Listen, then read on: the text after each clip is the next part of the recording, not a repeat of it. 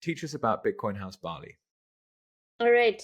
So we started with a project called Bitcoin Indonesia after the last conference because me and some friends, we had the feeling this conference is so much fun and great, but somehow we need to get the local people more involved. So we need to make Bitcoin education for the local people.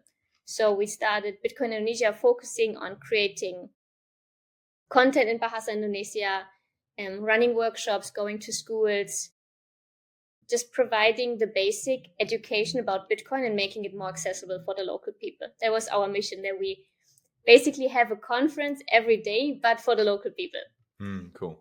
And then we were very inspired by what Bitcoin Beach is doing and also the guys in Roatan with their education center. And we always had the dream of also having a space for the community. And then Bali Magic happened.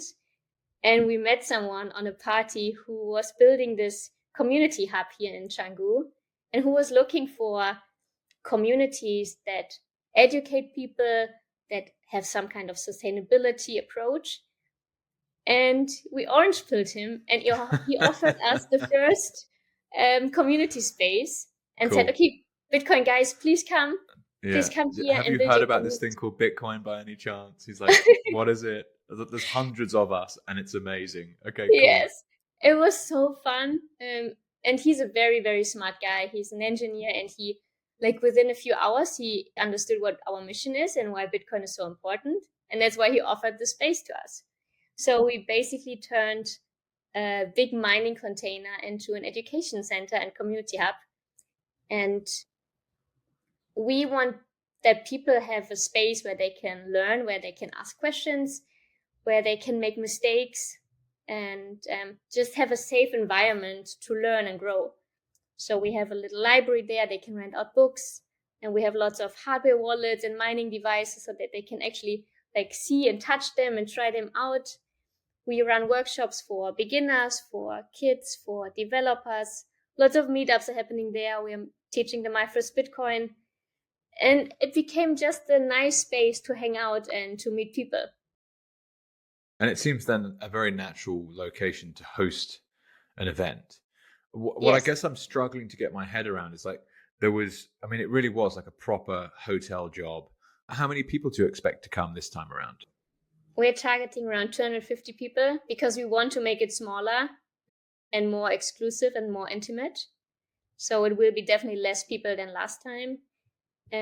But we are providing all these side events. So if more people are interested in joining, of course, they can attend the side events, but the conference itself will be smaller than last time. Cool. And that makes it much easier to organize as well.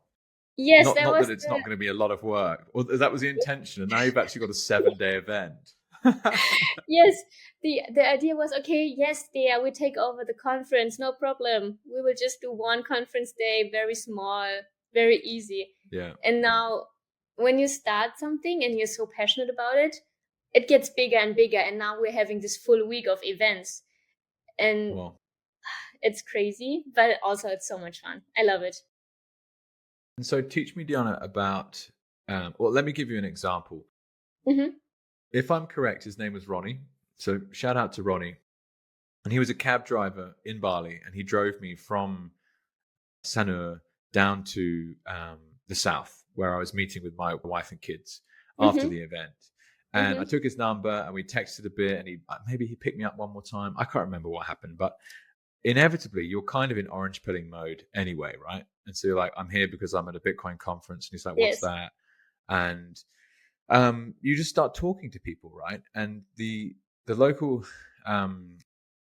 Indonesian rupee obviously is inflating just like any other fiat currency. And Indonesia's the largest democracy in the world or something. Is that, am I going completely mad? Democracy.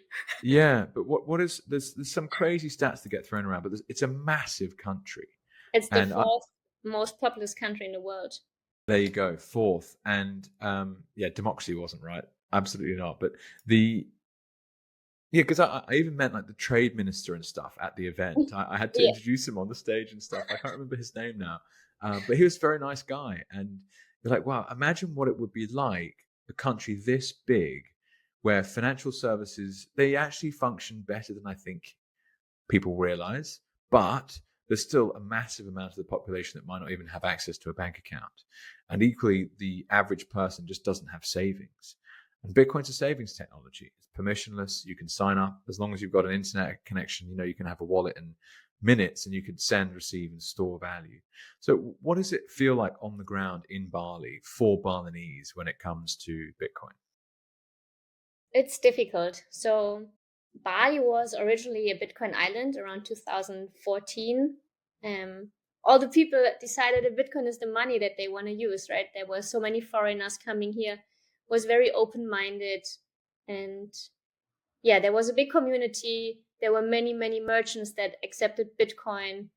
You could go to Indomaret and just buy Bitcoin. It was crazy. Like the adoption here was so big, but then the central bank decided that that's not the way they want to go, because if nobody wants to use the Indonesian rupiah in their own country, and there's no other country that's using Indonesian rupiah, they have a problem.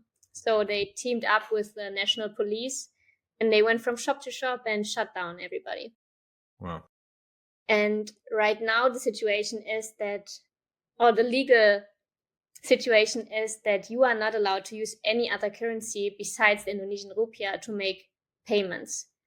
So even if you use the US dollar or euro, stablecoin, Bitcoin, whatever you want, as a form of payment, then you can go to prison up to 2 years. Wow. And, And does that get enforced? Sometimes, yes. Wow. Especially, so I would argue that especially foreigners have to be cautious to not get deported. So maybe you don't end up in jail, but it's very likely that you have to fly home, or you have to bribe someone to stay in the country. Interesting. Yeah, because I remember now I had to sign paperwork as part of my visa to state that I was on a business trip rather than just coming in as a tourist. That's probably standard practice, perhaps, but it's more just that now you're telling me this, I'm like, oh, okay, so what, we're going to turn up in Bali and start paying in Bitcoin and, boom. I mean, that's a very, very serious penalty for using free market money. Wow. Yes, and that just shows that they are afraid. Yes, of course. And it brings the people into a very bad situation because inflation is rising. Currency restrictions are getting tougher and tougher. Banking system is super weak. There are so many banking scams, and banking fees are high. If you travel from one island to the other, you cannot take your money with you. And CBDCs are coming. Like, there are so many problems where Bitcoin is the easy solution.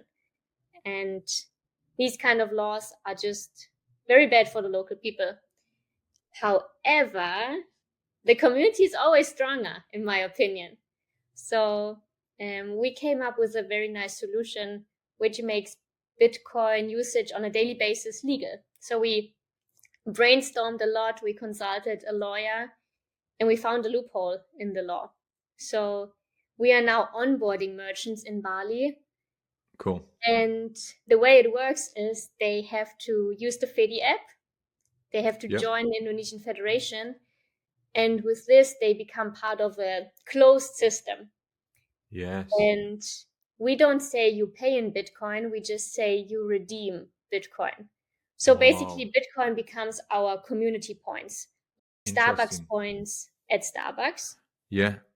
Starbucks is not a currency, right? It's not a threat. Yeah, it's your air miles or your club card points. Yes, exactly.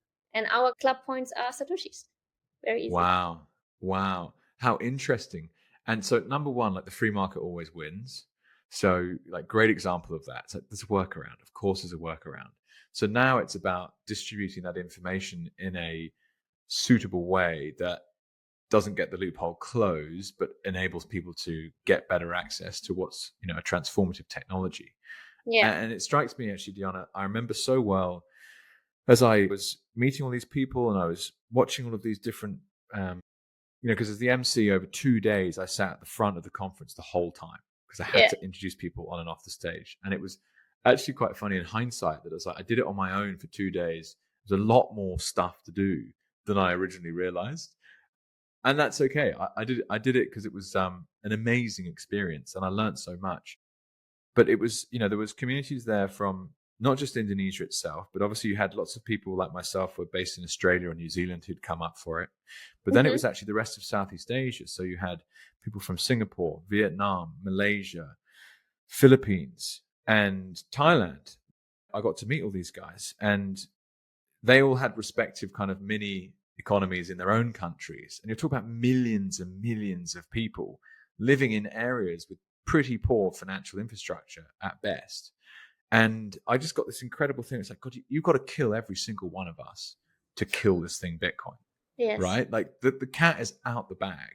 It is being used. When you get someone who comes along and says, oh, Bitcoin, you can't even use it to buy a coffee. It's like, well, I'm not going to bother talking to you about it because you don't know what you're talking about. Go to a Bitcoin conference in Asia and see what's actually happening in all these different countries.